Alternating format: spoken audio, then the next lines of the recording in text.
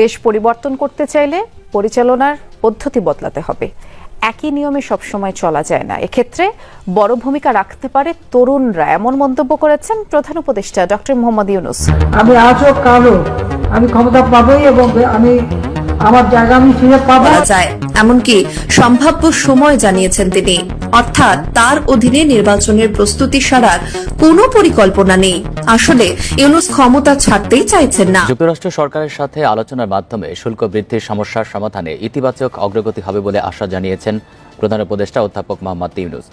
বৃহস্পতিবার ব্যাংককে প্রেস সচিব শফিকুল আলম এই তথ্য জানান। বিতর্কের অবসান ঘটিয়ে শেষ পর্যন্ত নরেন্দ্র মোদী এবং ডক্টর মোহাম্মদ ইউনূসের বৈঠক হতে যাচ্ছে আগামীকাল বিকেলে।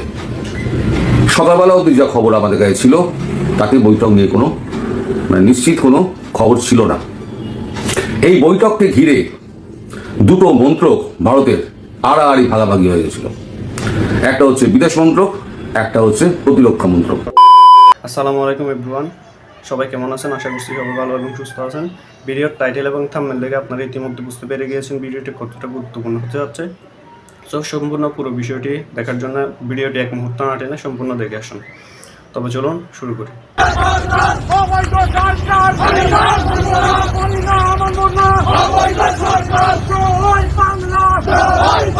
দেশ পরিবর্তন করতে চাইলে পরিচালনার পদ্ধতি বদলাতে হবে। একই নিয়মে সবসময় চলা যায় না, এক্ষেত্রে বড় ভূমিকা রাখতে পারে তরুণরা, এমন মন্তব্য করেছেন প্রধান উপদেষ্টা ডক্টর মোহাম্মদ ইউনূস। বিকেলে ব্যাংককে বিমস্টেক ইয়াং জেন ফোরামে তিনি বক্তব্য রাখেন। সকালে শাহজালাল আন্তর্জাতিক বিমানবন্দর থেকে রওনা করেন ডক্টর ইউনূস, আর আগামীকাল বিমস্টেক সম্মেলনে যোগ দিয়ে 2 বছরের জন্য সংস্থাটির পরবর্তী সভাপতি হিসেবে দায়িত্ব নেবেন প্রধান উপদেষ্টা। থাইল্যান্ডে ষষ্ঠ বিমস্টেক সম্মেলনে যোগ দিতে বৃহস্পতিবার সকাল 8:55 ঢাকা ছাড়েন doctor Mohammad Yunus.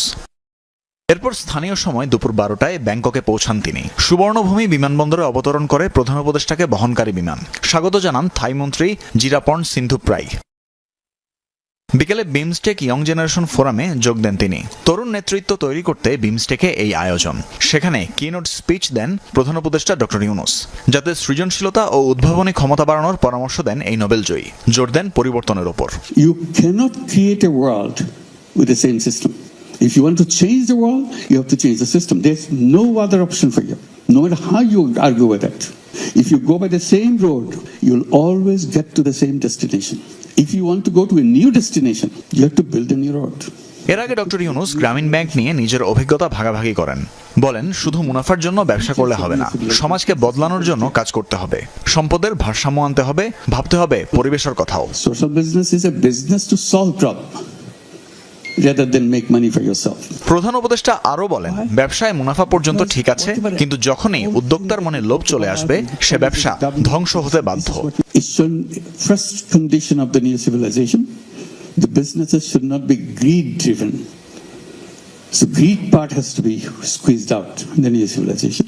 Greed will destroy us. মূল বক্তব্য শেষে তরুণদের বিভিন্ন প্রশ্নের উত্তর দেন ডক্টর মোহাম্মদ ইউনূস। আমি আজও কালো, আমি ক্ষমতা পাবোই এবং আমি আমার জায়গা আমি ফিরে পাবো।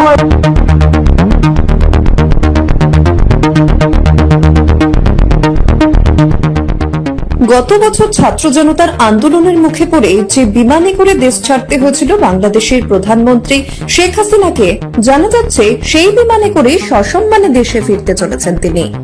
তবে বিরোধী দলগুলি চাইছে বাংলাদেশে আওয়ামী লীগকে নিষিদ্ধ করতে। এমনকি হাসিনার দেশে ফেরার বিষয়ে সবচেয়ে চিন্তিত তারাই। দলগুলি চাইছে আওয়ামী লীগকে বাদ দিয়েই সেদেশে একটি নির্বাচন করিয়ে নিজেদেরকে ক্ষমতার অলিন্দে নিয়ে আসতে। অন্যদিকে সেদেশের বর্তমান অন্তর্বর্তীকালীন সরকারের প্রধান উপদেষ্টা কি ক্ষমতা হস্তান্তর করতে রাজি? বাংলাদেশের অন্তর্বর্তী সরকারের প্রধান উপদেষ্টা মোহাম্মদ ইউনূস, তার নাকি কোনোদিন ইচ্ছে ছিল না দেশের প্রধান হওয়ার, কিন্তু একবার যখন তিনি প্রধান হলেন তখন আর সিংহাসন ছাড়ার কথা তিনি ভাবছেনই না এবং নির্বাচন করাতেও ভয় পাচ্ছেন তিনি। কিন্তু সত্যিই কি তিনি ক্ষমতা হারানোর ভয় পাচ্ছেন? বিদায়ী বছর 5ই আগস্ট শেখ হাসিনা সরকারের পতন ঘটে। তারপর বাংলাদেশে চলেছিল সেনা শাসন। এরপর তদারকি সরকার গঠিত হয় এবং মোহাম্মদ ইউনূসের কথা অনুযায়ী তিনি সেই মুহূর্তে ছিলেন ফ্রান্সে। তখন তিনি কিছুই জানতেন না। হঠাৎ তাকে ফোন করা হয় এবং অনুরোধ করে বলা হয় অন্তর্বর্তী সরকারের প্রধান হতে হবে তাকে। আর সেই মতো দেশে ফিরে বাংলাদেশের দায়িত্বভার গ্রহণ করেন তিনি। এখন প্রশ্ন হলো, সত্যি যদি তাই ঘটে তবে কেন তিনি দেশে শান্তি ফেরাতে সচেষ্ট নন? এছাড়া তিনি দায়িত্ব গ্রহণ করেই বলেছিলেন যত দ্রুত সম্ভব নির্বাচন করিয়ে বাংলাদেশে একটি স্থায়ী সরকার ক্ষমতায় নিয়ে আসবে। দেখতে দেখতে 8 মাস কেটে গিয়েছে।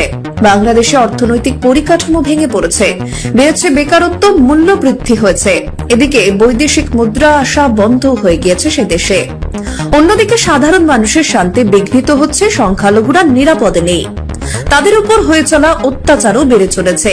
জঙ্গি সংগঠনগুলি মাথা চেরা দিয়ে উঠেছে গোটা বাংলাদেশ জুড়ে, যেগুলি শেখ হাসিনার আমলে একেবারেই নিষিদ্ধ ছিল। কাজেই অরাজকতার পরিস্থিতিতে রয়েছে বাংলাদেশ। পুলিশ প্রশাসনকে সেভাবে কাজে লাগাতেও পারছেন না মোহাম্মদ ইউনূস। কিন্তু এত কিছুর পরেও মোহাম্মদ ইউনূসের মনোভাব দেখে বোঝার উপায় নেই তিনি ক্ষমতা ছাড়তে চান। রাজনৈতিক বিশ্লেষকরা বলছেন, নির্বাচনের কথা প্রধান উপদেষ্টার মুখে কতবার শোনা গিয়েছে সেটা গুণে বলা যায়।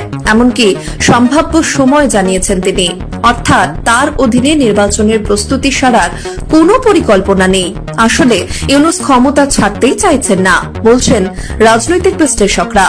না হলে তার মদতে গড়ে উঠত না রাজনৈতিক দল জাতীয় নাগরিক পার্টি। আসলে তাদের ভরসার কাঁধ তৈরি করছেন, যাতে নির্বাচন হলেও তারাই জিতবে, আর তাকে ক্ষমতার অলিন্দে বসায় ছাত্র নেতারা।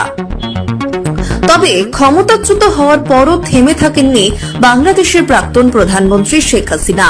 তিনি বলেন, ইউনূস নিজেই গণ আন্দোলনের পরিকল্পনার বিষয়টি স্বীকার করেছেন।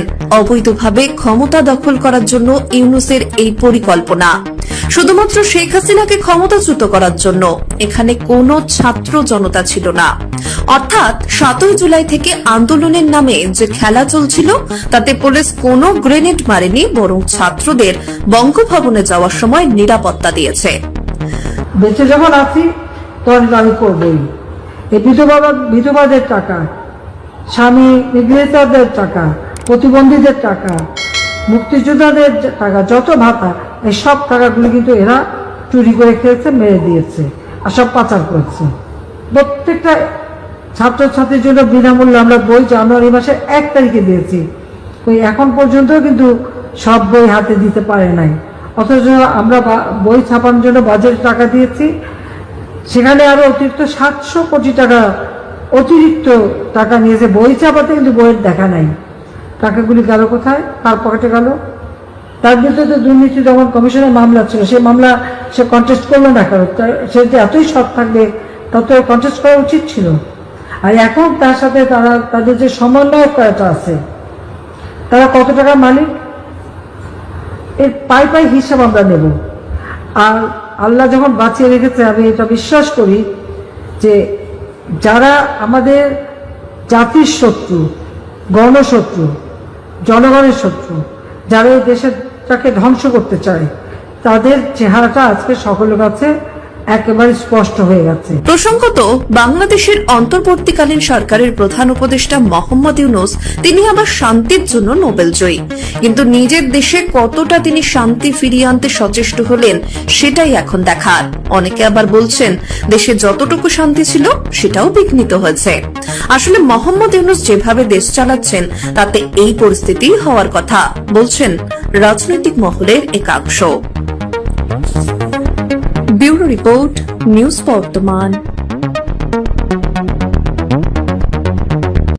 নানা বিতর্কের অবসান ঘটিয়ে শেষ পর্যন্ত নরেন্দ্র মোদী এবং ডক্টর মোহাম্মদ ইউনূসের বৈঠক হতে যাচ্ছে আগামীকাল বিকেলে। সকালবেলা অবধি যা খবর আমাদের কাছে ছিল তাতে বৈঠক নিয়ে কোনো নিশ্চিত কোনো খবর ছিল না। এই বৈঠককে ঘিরে দুটো মন্ত্রক ভারতের আড়াআড়ি ভাগাভাগি হয়ে গেছিল। একটা হচ্ছে বিদেশ মন্ত্রক, একটা হচ্ছে প্রতিরক্ষা মন্ত্রক। বিদেশ মন্ত্রকের বক্তব্য ছিল যে এখন যদি আমরা এই প্রস্তাবকে যদি উপেক্ষা করি তাহলে পৃথিবীর মানুষকে ওরা বলবে যে আমরা সুযোগ চেয়েছিলাম আমাদের সুযোগ দেওয়া হয়নি, এটা ওরা বলে বেড়াবে। আর প্রতিরক্ষা মন্ত্রকের বক্তব্য, মানে রাজনাথ সিং এর বক্তব্য হচ্ছে, এই মুহূর্তে যদি আমরা আবার যদি বৈঠকে বসি তাহলে দেশের কাছে ভুল বার্তা যাবে, সেনাবাহিনীর কাছে ভুল বার্তা যাবে। সব থেকে বড় কথা, দেশের জনগণের মানে ভাবনা এবং তার চিন্তা, আবেগ সমস্ত কিছুকে উপেক্ষা করে নরেন্দ্র মোদী চলেছেন বৈঠক করতে। এই বৈঠকের কিন্তু বিরুদ্ধে ছিল আমাদের বিশ্ব হিন্দু পরিষদের নেতা মোহন ভাগবত। কদিন আগে মোহন ভাগবতের সঙ্গে নরেন্দ্র মোদীর একটি বৈঠক হয়েছিল। সেই বৈঠকে কিন্তু পরিষ্কার বাংলাদেশের ব্যাপারে সিদ্ধান্ত নেওয়ার কথা বলেছিলেন মোহন ভাগবত। নরেন্দ্র মোদী বলেছিলেন, যা করার আমি করছি। এই মুহূর্তে যে সিদ্ধান্ত নরেন্দ্র মোদী নিয়েছেন, নরেন্দ্র মোদীর প্রধানমন্ত্রীত্বের উপরে কিন্তু একটা বড় কোয়েশ্চেন মার্ক পড়ে গেল। কারণ দেশের জনগণ কিন্তু নরেন্দ্র মোদীর এই সিদ্ধান্তকে ভালো মতো নেয়নি। কারণ বাংলাদেশ কোনোদিন শোধরাবে না, এটা আমরা বুঝে গিয়েছি। এই যে এত ঢাক ঢোল পিটিয়ে এত মানে আমাদের এখানে চিঠি পাঠানো হলো, চিঠি পাঠানোর পরে তিনি চীনে গিয়ে তিনি 7 সিস্টারের কথা উল্লেখ করে চীনকে আমন্ত্রণ জানিয়ে এলেন। সেই লোকটা, তাকে আপনি বিশ্বাস করে তার সঙ্গে বৈঠক করতে যাচ্ছেন। আপনার মনে কি আছে ভারতবাসী জানে না, কিন্তু ভারতবাসী মন যদি আপনি উপেক্ষা করেন, তাদের বক্তব্য আপনি যদি উপেক্ষা করেন নরেন্দ্র মোদীজি, আপনাকে কিন্তু এর খেসারত দিতে হবে। এটা কিন্তু নরেন্দ্র মোদীর ভাগ্যে কিন্তু একটা কালো দিন হিসেবে দেখা দিতে পারে। নির্বাচন, পরবর্তী লোকসভা নির্বাচন যখন হবে, তখন নরেন্দ্র মোদী প্রধানমন্ত্রীত্বের দাবিদার থাকবেন কিনা সেটা কিন্তু বিশ্ব হিন্দু পরিষদ আবার চিন্তা ভাবনা শুরু করবে। আমার যা আন্ডারস্ট্যান্ডিং, তাতে মনে হচ্ছে নরেন্দ্র মোদী পৃথিবীর কাছে বিশ্বগুরু সাজতে গিয়ে নিজের পায়ে নিজে কুড়ুলটি মারলেন।